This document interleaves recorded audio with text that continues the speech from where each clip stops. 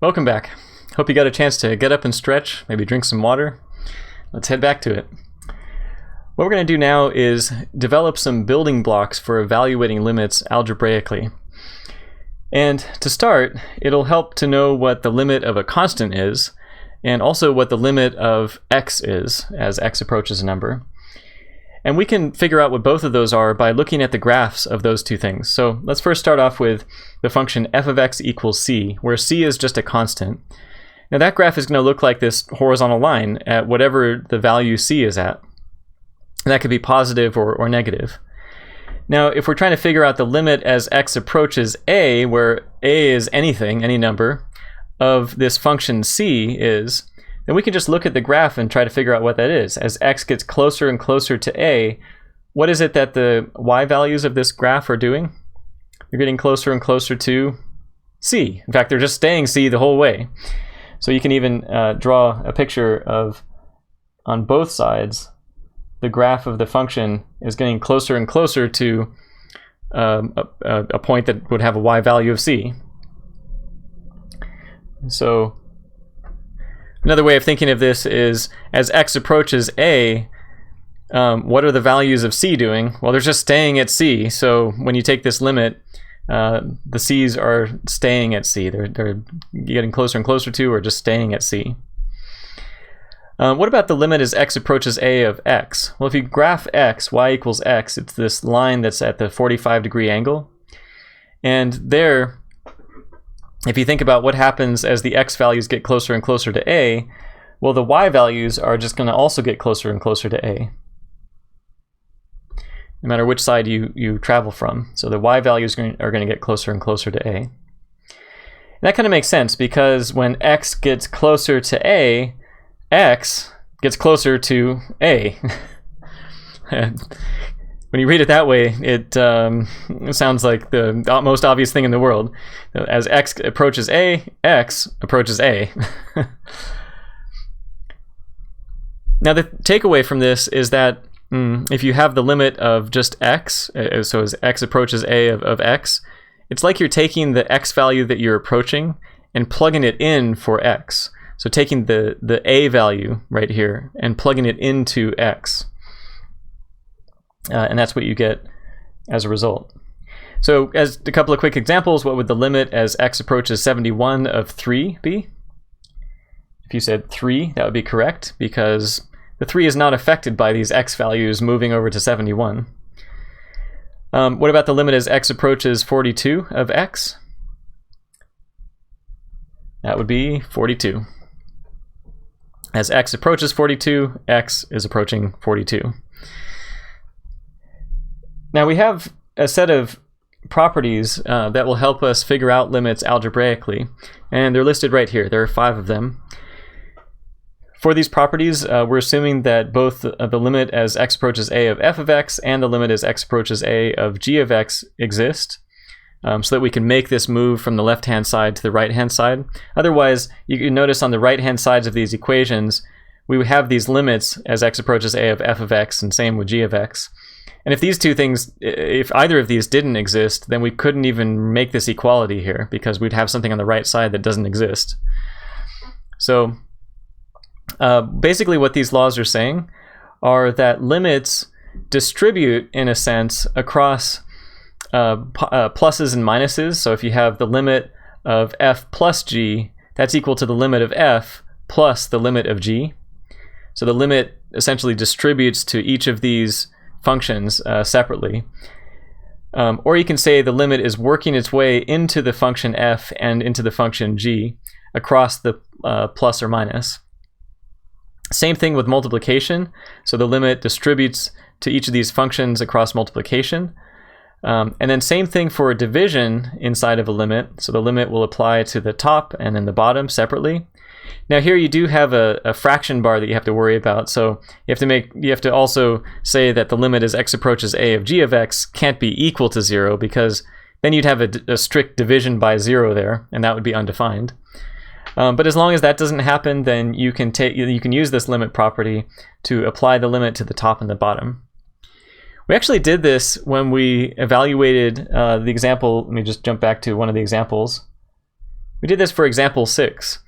We thought about what is the limit as x approaches 2 from the left of this top part of the function. So this is like our f of x right here, 2 plus 3x. That's the top. And we figured that out to be 8. And then we took the limit as x approaches 2 from the left of the bottom function. This is kind of like the g of x in the limit laws. And we figured out that the bottom function approaches 3. And then we said, oh, okay, well then the limit of this fraction is equal to the limit of the top divided by the limit of the bottom. So that's going to be 8 divided by 3. So without explicitly saying it, we ended up using that limit law, that third limit law.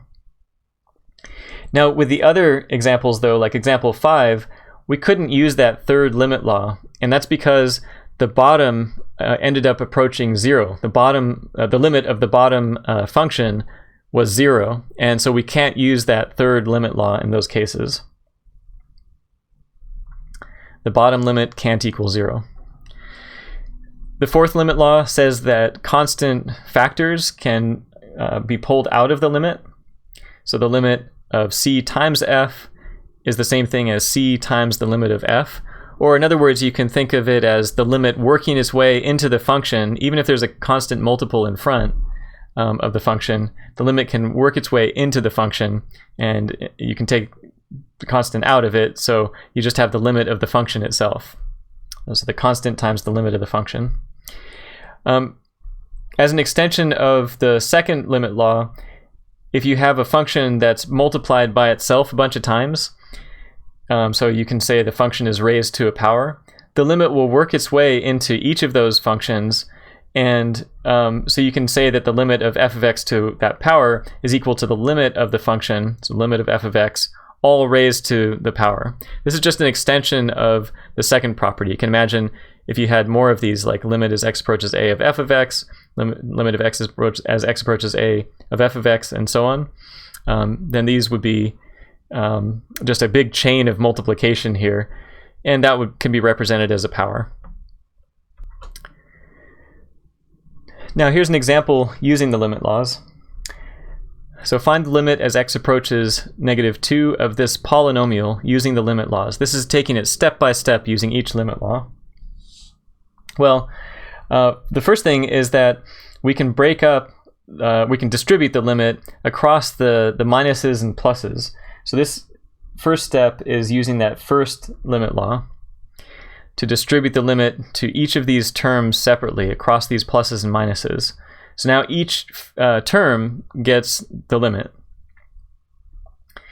Now here we're going to take the constant multiple of 2, pull it out of the limit. So this is using the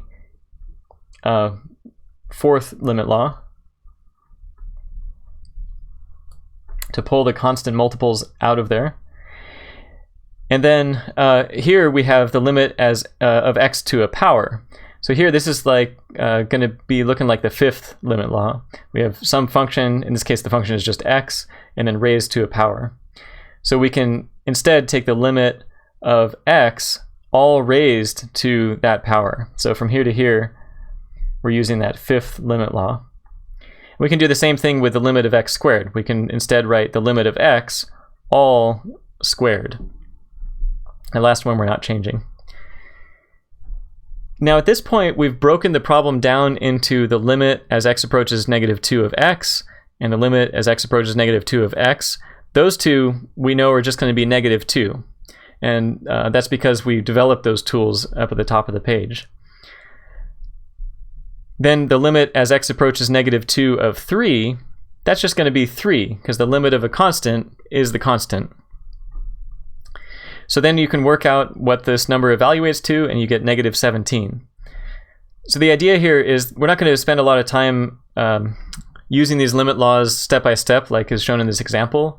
I just want you to take away from this the fact that using these limit laws, we can work the limit into the x and into whatever constant terms there are, and then we can essentially plug in the x value that we're approaching, right? The limit works its way into the x, and when it does, when you take the limit as x approaches -2 of just x, it's like plugging in -2 in for x.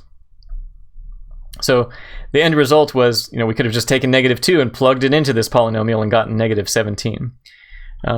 But since there are other subtleties, like what happens when the bottom approaches 0 that we have to think about, it's important to separate the concepts of plugging in something into a function and finding its limit. But a lot of the times they coincide. And in fact, in the third packet, we're going to see exactly where the two coincide. That's going to be called continuity. So there's a little note here that says if P of x and Q of x are polynomials, then if you take the limit as x approaches a of a polynomial, it's the same thing as just plugging in a into the polynomial. And that's because of the work that we just did here. I mean, we just took a particular polynomial, but you can see how this will generalize to any polynomial. Same thing for rational functions. The limit as x approaches a of a rational function of a polynomial over a polynomial. You can just plug in a into that rational function, and that's what the limit will be. The only exception that you have to think about is if the bottom is 0. If the bottom is 0, you can't really take this step.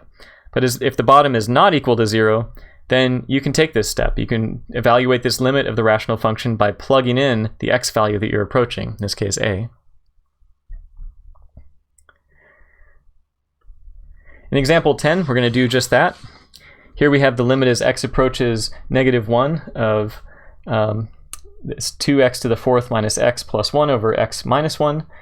And the x value that is approaching -1, if we plug in -1 into the bottom, we get -1 minus 1, which is not 0, which means we're okay. All we have to do is just plug in -1 into this whole thing, and we'll get the result. So we'd have 2 times -1 to the 4th minus -1 plus 1 over -1 minus 1. On the top, you'll get -1 to the 4th, which is +1, times 2 is +2, minus the -1, that's like +1, is 3, plus another 1 is 4. And on the bottom, we have -2. I just want to write the note in here that we were able to take this step of plugging in because the bottom was not equal to 0 when we plugged in. Off to the right is just the graph of that particular function, just for your reference. It's not something that you would necessarily have when you're evaluating one of these limits, but it's just for your reference. You can see that as x approaches -1, the y values are getting closer to -2. We could draw our arrows to represent that. As x approaches -1, y is approaching -2 from both sides. Remember, this is the regular limit, so it has to be true from both sides. Now, what happens when both the numerator and the denominator go to 0? Like, up until this point, we've seen cases where the numerator and denominator are not equal to 0, like both of them are not equal to 0. We've seen cases where the numerator, the top, is approaching a non-zero number, and then the bottom is shrinking down to 0. In those cases, we were blowing up to positive or negative infinity. And also, if the top is approaching 0 and the bottom's approaching some non-zero number, well, 0 divided by a non-zero number is just going to be 0. So like 0 divided by 1 is equal to 0. So those cases are not too bad. Those are just going to approach 0. But the tricky cases are what happens when both the top and the bottom approach 0. So like, for example, here's a function x squared minus 1 over x minus 1. As a first question, what is f of 1? What happens when you plug in 1 into that function? You would get undefined. You get 0 over 0, which is undefined. Technically, you could call that indeterminate, but if you're just talking about plugging in a value into the function, it's undefined because on the bottom you'll have 1 minus 1, which is 0, and dividing by 0 is undefined. But the interesting thing is that the top is also 0 at the same time, so there's more interesting things to say when we talk about the limit here. Now let's look at what happens to our function as x gets close to 1. I mean, that's what we're studying here is limits. What is happening not now just at x equals 1, but what's happening to the function as x gets close to 1. So here we have a table that we've made, and if we plug in 1, we already said that the function is undefined, so I'm just going to put a big giant X right there. Cross that one out, because we know this is undefined.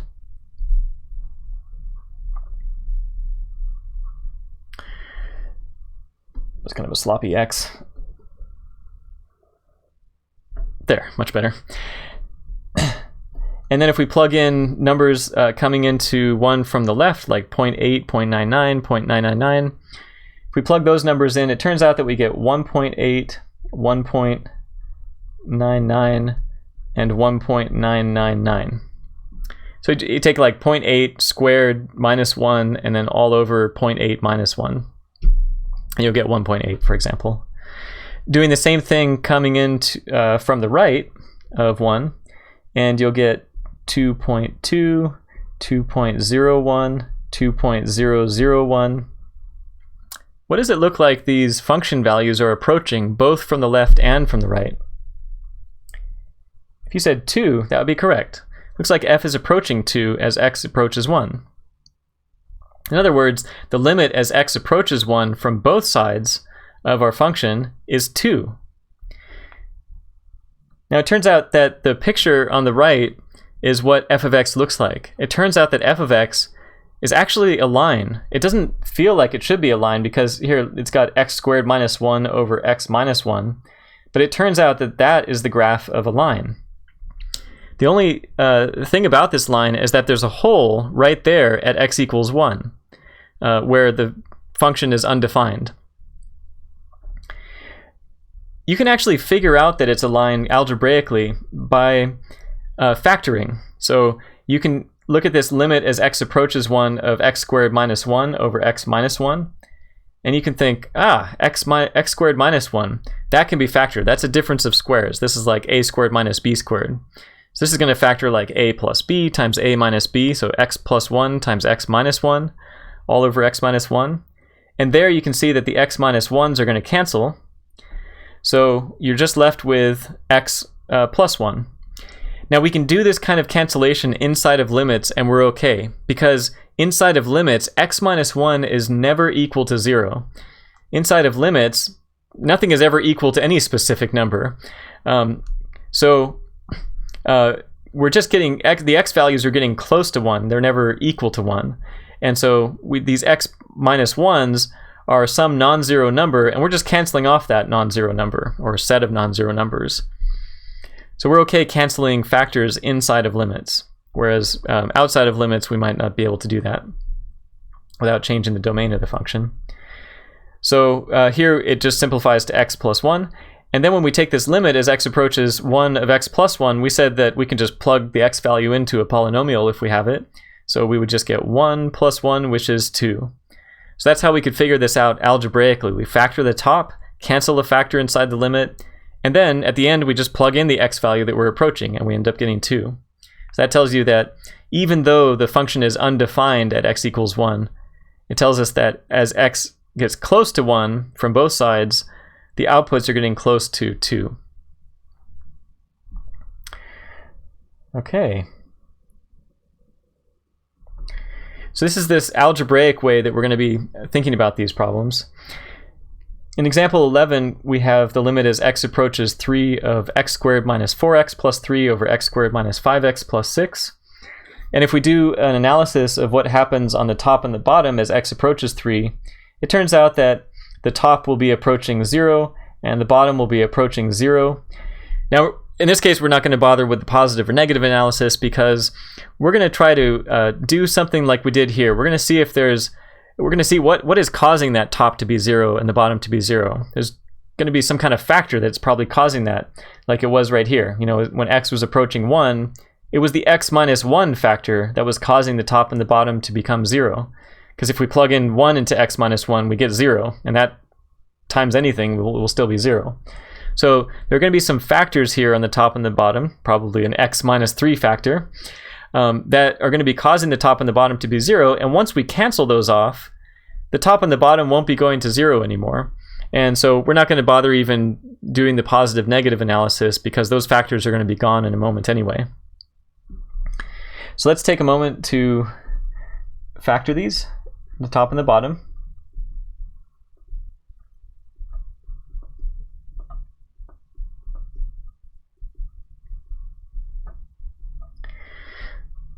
So for the top, you're looking for two numbers that multiply to +3 and add to -4. That would be -1 and -3. Then here, two numbers that multiply to 6 and add to -5 would be -2 and -3. You can do that product sum factoring way because the coefficient in front of x squared is 1. If you have a different coefficient in front of x squared, you're going to have to do like the AC method or something like that. All right, so the top and the bottom are now factored, and there we see the culprit that's causing the top and the bottom to be 0. That's messing up our evaluation. So now we can cancel off this factor of x minus 3, which you can do. I'll put a little note here. We said this before, but you can cancel inside limits.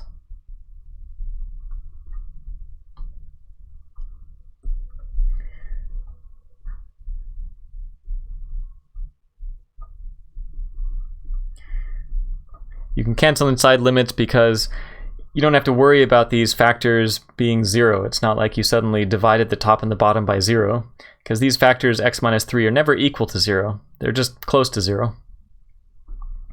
So we can cancel them off, being non-zero numbers. So then when we take the limit as x approaches 3 of this reduced fraction, we can just plug in the 3, and we'll get 3 minus 1 over 3 minus 2, which is 2. So the limit of this function as x approaches 3 is 2. You can see that off to the right. Again, I'm not going to give you the graphs. I'm just putting them here for reference. But when you're doing these problems, you'll have to just work them out algebraically by hand without looking at the graph. If you had the graph, you'd just be able to say, okay, as x approaches 3 from both sides, it looks like the y values, they're approaching 2. But you're not going to have the graphs for these algebraic type problems. But since we have it handy right now, to tie it in with the previous packet, if you did have the graph, then you can see that when the inputs approach 3, the outputs are getting closer and closer to 2. Okay. Now example 12 says find the limit as x approaches 4 of the square root of x minus 2 over x minus 4. Now this is also a 0 over 0 situation. And rather than instead of writing top approaching 0 and bottom approaching 0, I'm just going to write 0 over 0. This is a 0 over 0 type of limit. These types of limits we're going to call indeterminate. And in packet 13, we're going to look even more at indeterminate type forms like 0 to the 0 power, or infinity minus infinity, or 1 to the infinity. All of these are indeterminate because there are race conditions between the different parts of the expression. And in our case, there's a race between the top and the bottom approaching 0. If the top is approaching 0 really fast, then maybe that weighs the whole fraction down to 0. If the bottom is approaching 0 really fast compared to the top, then maybe everything's blowing up to infinity. Or maybe they're approaching 0 at the same rate, in which case there's a balance, and it could be going to any number, really. So we don't really know what's going on here exactly with these 0 over 0 cases, and that's why they call them indeterminate. Can't really determine what's going on unless you do some extra algebraic work or some trickiness of analysis. And that's what we're going to do here. And here it'll be a little bit trickier because before, in example 11, we had polynomials that we could factor. Here we don't really have that. When we got the 0 over 0, we can't really factor the top and the bottom as easily. But what we can do is we can, when we see this radical, we can adjust these expressions by multiplying the top and the bottom by the conjugate of the top, which will get rid of that radical and hopefully open up the doors to possibly factoring or some cancellation that could possibly happen. So that's what we're going to do here. We're going to take this and we're going to multiply the top and the bottom by the conjugate of the bottom. So what's the conjugate of the square root of x minus 2? If you said the square root of x plus 2, that would be correct. Remember, the conjugate is just the same thing, but with the middle sign flipped. And it just works with binomials, two-term polynomials. You just flip the middle sign. I suppose you could extend it to trinomials, but you'd have to group a couple of the terms together. All right, so here if we multiply by the conjugate, the magical thing about the conjugate is that the middle terms disappear, right? If we did a FOIL on these binomials, we would have square root of x times square root of x, which is x. Square root of x squared becomes x. Then we'd have 2 square root of x minus 2 square root of x for the outer and the inner. And the outer and the inner then would cancel each other out. 2 square root of x minus 2 square root of x, that would just be 0. Then minus 2 times 2, that would be minus 4. So that's what the top evaluates to. And then the bottom, we could FOIL it out, but our whole goal here is to try to cancel off some factor that's causing the top and the bottom to become 0. And the bottom, we already had that factor, x minus 4. So we want to leave that factor alone and hopefully cancel it off. And now that the top became x minus 4, now we see our opportunity. We can cancel off that x minus 4. We're left with a 1 on the top.